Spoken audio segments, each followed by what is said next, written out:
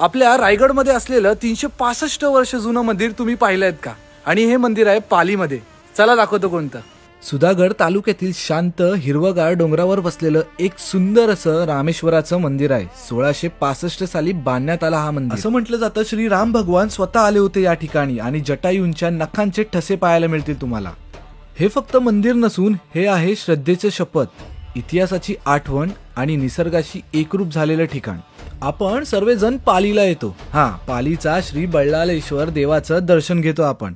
त्याच्याच 12 किलोमीटर अंतरावरती हे ठिकाण आहे. उद्धर गावापासून वाट जाते आपल्या रामेश्वराच्या प्राचीन मंदिराकडे. वाटेवर जाताना आपल्याला बरेचसे सुंदर दृश्य पाहायला मिळतात. त्यासोबतच धबधबे सुद्धा आहेत तिथे बरेच. श्री क्षेत्र रामेश्वर मंदिर शतकानुशतक इतिहासाची साक्षी देणारं हे मंदिर आहे. काही गोष्टी मी जाणवल्या त्या मी तुम्हाला सांगतो. डोंगर माथ्यावर उभं मंदिर जुने, दगडात विपले काळाचे नाणे.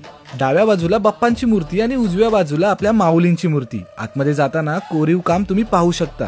तुम्ही जर शिवभक्त असाल ना तर या मंदिरात नक्की या. इथल्या पिंडीची एनर्जी तुम्हाला माहिती पडेल. शब्दात नाही मी सांगू शकत. असं म्हटलं जातं दोन्ही हातावर नंदी भगवानांना पकडल्यावर तुमची इच्छा पूर्ण होऊन जाते. प्रत्येक श्रावणी सोमवार आणि त्रिपुरी पौर्णिमेला हजारो भाविक इथे भेट देतात. दगडात बांधलेले हे मंदिर देवी देवतांच्या कोरीव मूर्तीने सजलेले आहे. समोरच 30 फूट उंचीचं दीपमाळ पाहायला मिळतं. कथेनुसार सीतेच्या शोधात निघालेले प्रभू श्रीरामांना येथे जखमी जटायू भेटला होता आणि इथे नखांचे ठसे तुम्ही पाहू शकता.